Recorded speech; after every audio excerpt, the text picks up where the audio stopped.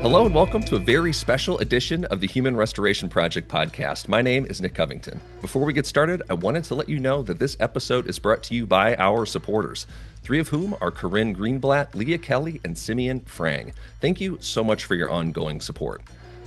Before Howie Morales became Lieutenant Governor of New Mexico, before he was ever a state senator, he was a teacher and a state championship-winning baseball coach in rural New Mexico. He also holds a master's in bilingual education and a doctorate in curriculum and instruction, so it'd be difficult, it seems, to understand what he's accomplished in those elected positions except through the lens of his experience in the classroom. And he joins me to talk about that experience, how it informs his work and achievements in office, and the challenges New Mexico public school students, families, and teachers still face. Thank you so much for joining me today, Lieutenant Governor Howie Morales.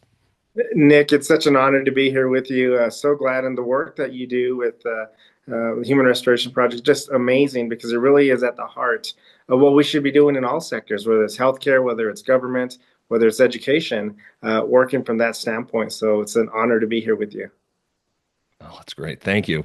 Well, Howie, people enter the profession for all kinds of reasons. I know some who grew up in families of educators and knew since elementary school that they wanted to be a teacher, while others vowed early on in life that they would never become a teacher. But I've seen both go on to lead transformative lives and experiences for young people and the students they serve. Which type were you, Howie? Why did you become a teacher? No, that's an interesting question, because I didn't expect to be a teacher coming out of high school.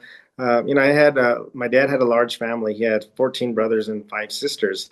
And so with that large family, I often joke that it was easy for me to get elected as a state senator because everyone was related to me in my district. But of that large family, I was the first one that was able to go on to college. So college was a whole new experience for me. And I thought that maybe I'd go the business route. But as I really got into more of the studies and early on in my college career, my love for out-of-school time programs, extracurricular activities, primarily in sports, saw that there was a possible connection for me to utilize my experiences, utilize my love for after-school programming with education, and using it as a vehicle to really get an opportunity to reach students where they're at. So I chose to make a move into the education piece. The other side of it too, though, is I think it's important to point out, many of the programs that are there that are help for teacher preparation programs are extremely beneficial. Coming into college, I also had the responsibility of caring for my parents, financially supporting them, my little brothers and sisters. I had to buy them school clothes, pay the mortgage, at the time I'm going to college. And there was so many scholarships that were available to go into the education field. And because of that, that also prompted me to go along those lines. And what a wonderful experience that it's been, because I was able to connect with students, but at the same time, pursue the love of learning through activity. And it sounds like, of course, you brought so much experience with you into the classroom to relate to your students directly.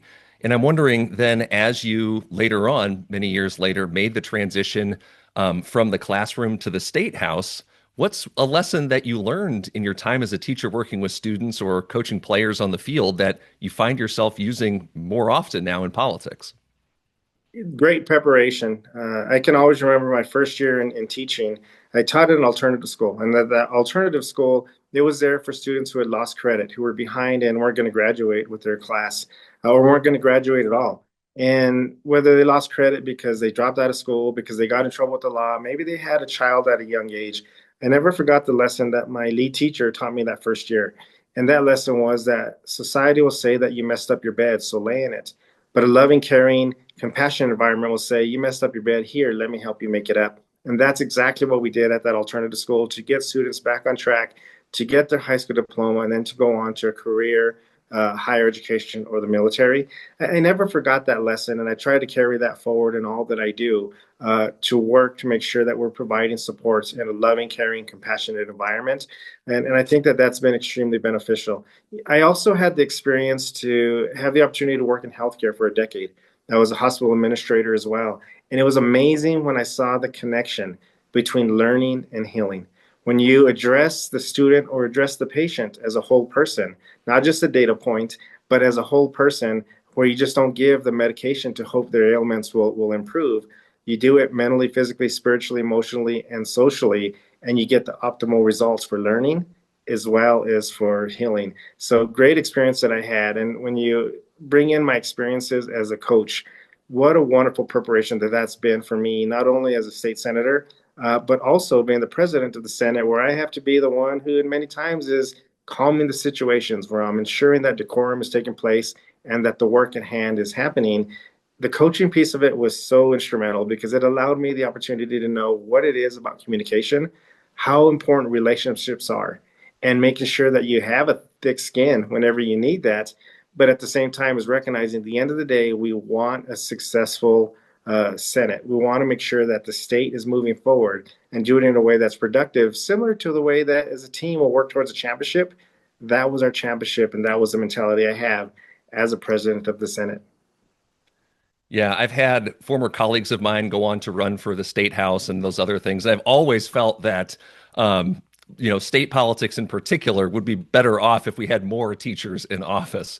So perhaps for folks listening to this, if they are educators, right, maybe this could also give them the encouragement to throw their hat in the ring. Now, Howie, you had mentioned, of course, those non-tangible outcomes of school that often get lost in this. And so often we hear about the value of public schools, or like what makes a good school or not, communicated through standardized test scores or AP scores or average SAT or ACT scores. But all of the examples that you had mentioned, plus when I go to pick up my own kids from school and I see the teachers walking the kindergartners out to the bus to make sure they get there on the first day of school, or when we work with middle school teachers and we observe them navigating the social, emotional, and the physical like madness of adolescence, I know that there's things that families and communities value that schools do and that aren't captured on those tests. And you've spoken to those connections both from your work as a classroom teacher and then as a in healthcare as well. And New Mexico has been a national leader with initiatives like universal free school meals. As a state senator, you had sponsored a proposal for universal healthcare. And my understanding is that the New Mexico House this year passed the Welcome Child and Family Wellness Leave Act to expand parental leave. I wonder if you could elaborate on what you see as the relationship between thriving schools on the one hand and policies like those intended to support healthy families and communities. Yeah, when you look at it from a lens of people first and being people centered, a person centered approach, I think that it really gives us an opportunity to look at it and to have the opportunities of how we can improve that. Early on when I was in education, I was in there for about maybe 8 years, and I started seeing that there was a shift. And this is where I started thinking, okay, then I need to be in a position where I can help shape and create policy. Because what we saw that was taking place in the 1999 year 2000 was the transition to No Child Left Behind. And what No Child Left Behind did is it really started quantifying the educational experience, and it started basically having the bottom line that you use in business as becoming a model for the bottom line test scores to be used to dictate how an education system is working, what's thriving, what's not. And as in every educator would tell you that there's very little that you can get from a standardized test. I think that there's some value in knowing where we're at, what the reading levels might be. I think there's some value in that, but we cannot continue to focus as that being the all tale of what's happening in a classroom. So that's been something to me that has been very instrumental to helping me move into public office and to continue to advocate in the way that I do. There's many opportunities that we have in the state because when I was a state senator, our previous administration, our governor then, really adopted the Florida model. And the Florida model was along the No Child Left Behind model, and it was going to quantify using test scores, holding back third graders, really cutting a lot of the services that are so important for everyday student and families.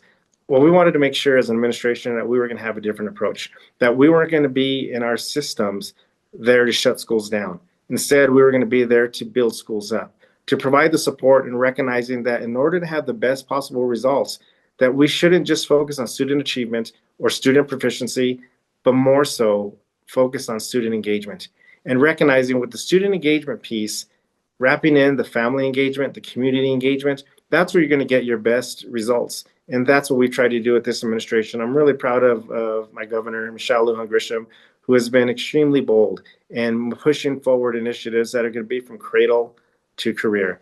And we've seen that we have universal access to pre-K. I think that's important for all 4-year-olds. We're working on 3-year-old aspect now, and almost to the point where we're going to have universal childcare.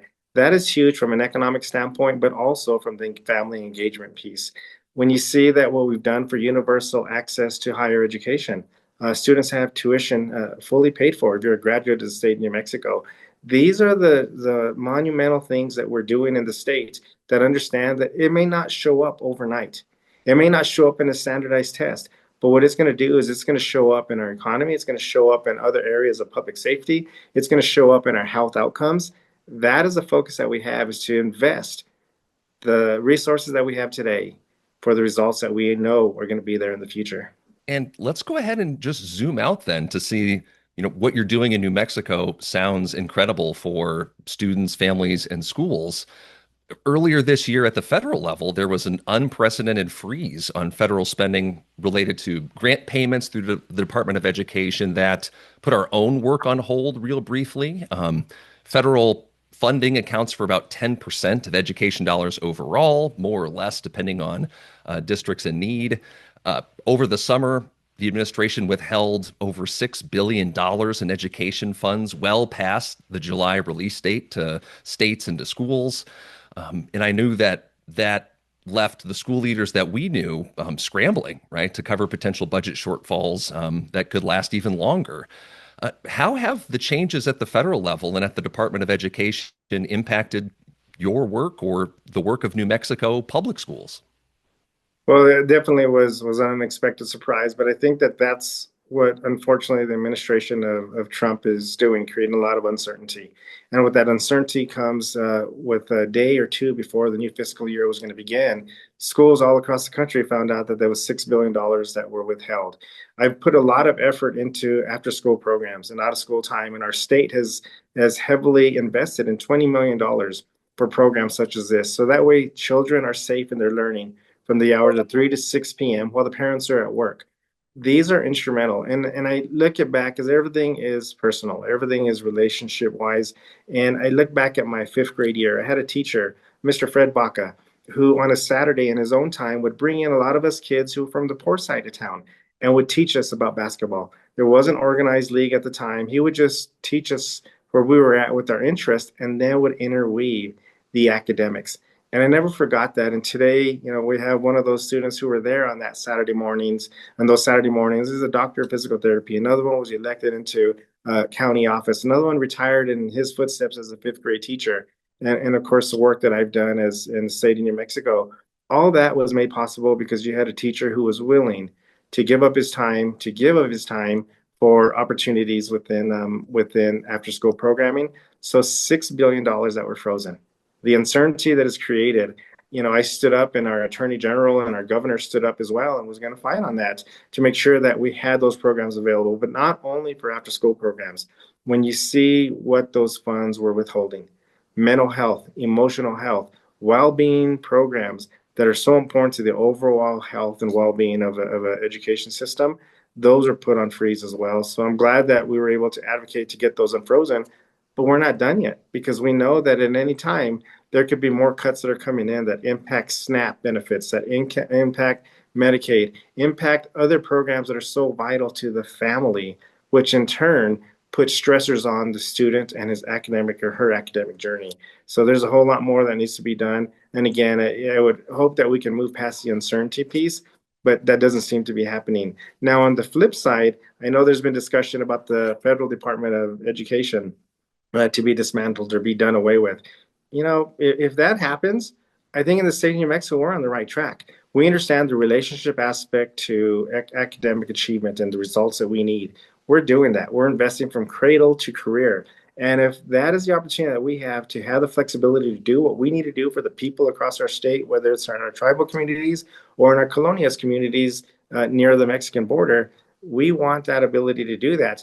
But it's important that we recognize that those funds should not be cut from the state or any state, because those are taxpayer funds. Those aren't funds that should be used as leverage or shouldn't be used as ransom to do what the federal government is wanting. We want the flexibility to do what we're already doing, and we're already showing the results, evident of a 15% of a 15-year improvement of the highest graduation that we've had in the last 15 years. Wow. I I wonder, one of the solutions, we've been talking about programs that help create thriving families, raise graduation rates. New Mexico's on the right track, but there's one popular policy solution, I suppose, at least some states see it this way, that hasn't entered this conversation, and that's around these expensive and expansive school voucher programs. Your neighbor, Arizona, they're on track to spend nearly $1 billion on their universal voucher program this year. Similarly, Texas is set to spend $1 billion in the first 2 years of its recently signed voucher bill when it goes into effect next year. New Mexico, however, seems to have taken a different path with robust public open enrollment. You have nearly 100 public charter schools, but no voucher program that uses public dollars to pay for private education. And I wonder, is that difference a reflection of different political realities between the states, or is there a deeper philosophical belief about the role of public education that's protected New Mexico from these expansive and expensive programs? Thank you for mentioning that, Nick, because those are continual discussions that we have. And what we've seen in the surrounding states that have done that, the voucher programs sound very good on paper. But the reality of it, even those states that have implemented have started to see that there's some drawbacks from that, and really aren't seeing the benefit of what it was said to have done. I'm a product of public schools, and our public schools are open for all. Whether you have disabilities, whatever the situation is, the public schools are available for all. And I know that there's the argument that the money will follow the child. Well, the reality of it is the public schools still have the responsibility of your overhead cost, your salaries, your heating and cooling, the utility pieces that come in. So there's still costs that come in. The further that you cut away from that and you use public dollars for private interest, that's where you're going to start seeing more of the issues that occur that are taking place right now in other states. And and I'll go and say that under my work here and my watch at New Mexico state government, and I know the governor feels the same, we will not support voucher programs. Not now, not ever. Simply because we want to make sure that our school systems are open and available to all, to make sure that they have as best possible opportunity for their educational achievement and whatever they choose to do.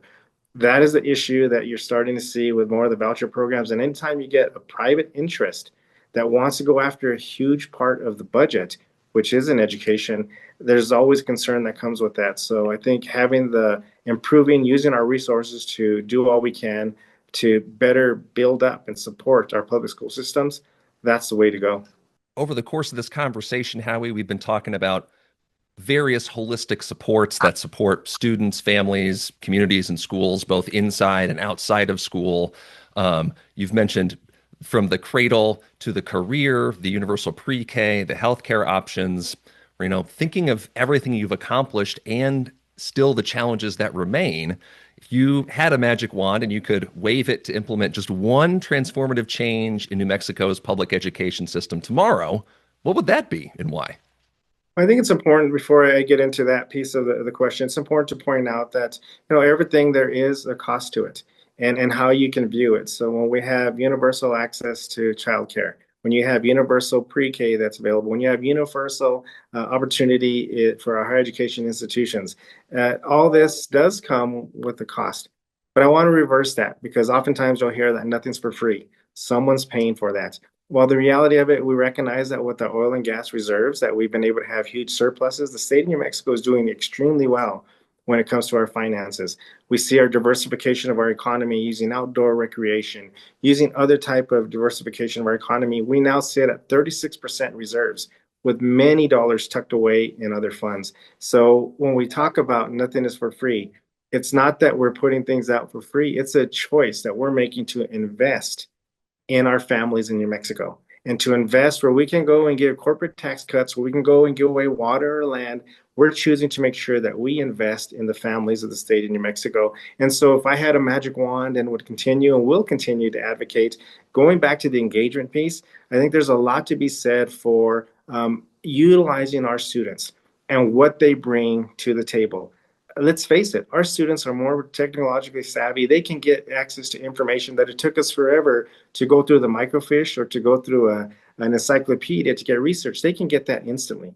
And there's a lot that they can teach us. By utilizing what they bring to the table, I think it's important that we also put our faith in them and knowing that they can help solve some of the largest world problems. In order to do that, it's not going to be done from a classroom desk within the four walls of a classroom. Getting out in career opportunities, getting out to the communities, working in engagement with business, working and engaging with our construction industries, doing the things that will attract and get students on the right path to a career, whatever it is that they choose to do, I think is important that we do. So I think when we have a stipend program, when we have some incentive programs that are there that'll give them access to high school credit to graduate, I think that's the magic wand is to invest more, invest heavily in career exploration opportunities. We hear all the time the need for plumbers, carpenters, electricians. Here's an opportunity to get our students out there. We raise our graduation rate. We reduce the amount of absences that are done, and we see that we truly have an education system that works for all. So that's my what magic wand opportunity that we have in the state, and I'll continue to push for that. That certainly echoes so many themes that we hear, especially when we work with rural school districts, which is that, of course, they want their young people to go out and experience the world, and learn new things, but they also want them to retain that sense of home and use those skills to make home a better place. And so, if the things that you're talking about there, if you had the magic wand, could not just improve that experience for students, but allow them to turn around and then contribute those gifts and skills and talents to their own communities and to the state of New Mexico. That sounds like a win to me. Now, I wonder if we suddenly yoinked away your magic wand, absent that, what's the biggest priority for this upcoming year, Howie? And what's next for the future of New Mexico public schools? What are you tackling? We're continually looking at ways to improve and to meet the student where they're at, to recognize that across the country we have educator vacancies. And we've done a great job where once we were the lowest paid educators across the region. Now, because of the leadership of our governor, we're the highest paid educators across our whole region. So one of the things is to make sure that we can continue to chip away at that teacher vacancy level, but also for the students to be able to see themselves in that classroom, in that teacher, to see a person that maybe looks like them, that speaks the same language, that understands their cultures, their customs, their traditions, and respects that. That's a huge component for us to continue to address. In the state of New Mexico, we're under court mandate that the state wasn't provided under the last administration. The state wasn't providing a sufficient education for our low income, for our English language learners, for our special education, and our tribal students. And because of that, we have to make sure that we're doing better and not just meeting the bare minimum, but really succeeding and thriving of how we can have an education system for all. That's going to be the focus, is how we can continue to collaborate to have an educational experience that's going to work and that's going to be well-rounded and that's going to be safe. And I think that those are the opportunities that we'll continue to work on. And that's why, as Lieutenant Governor, I've taken on the role of leading the charge when it comes to school safety, is to recognize that school safety, not only in threats to gun violence, but also in threats and bullying and threats of online harassment and threats of other areas that affect the mental well-being of that student's academic journey. This is an opportunity that we have in the state to do so. And to bring things around here full circle, you know, as teachers around the country, and I'm sure in New Mexico, are a couple weeks into the school year now, thinking back to that experience, maybe your own first year, Howie, what advice do you have for first year teachers who are just getting started on what could perhaps be a very lengthy career in the profession? Oftentimes, when we talk about education, I would see it that everybody loves their student's teacher, but oftentimes it was good enough to just give them a pat on the back and say they're doing a good job. Our educators are professionals, and I encourage and I applaud those that go into the education field, because to me, it's the most important profession that makes every other occupation possible. And so, one of my messages that I give, whether it's to graduation, students graduating, or to beginning of school year teachers, is to always be proud of where you come from. Never forget your roots, never forget where home is. And we're proud of the state of New Mexico. We want to keep you here to make sure that you know that you can still have that glow of why you went into education to begin with. You know that education may not pay at the level that other professions might pay, but the other ways that they pay is just far more tremendous. And I can think of the memories that I've had with students when they've lost a parent to be there to support, with students when they've won a state championship to be there to celebrate, with students whenever they had the highest and the lowest times of their lives. That is what made us as educators want to get in the field and never forget that, because the impact that you make, the shade that you're planting on trees that you'll never see, will go on and will be continued to pass forward to other generations. That is what I believe that the Human Restoration Project has continually focused on, was to try to build from the inside out and to recognize that the most powerful component that we have in this life is to love one another, and doing so in a way that you can do as an educator, as a coach, as a mentor. There's no better way to go in this world.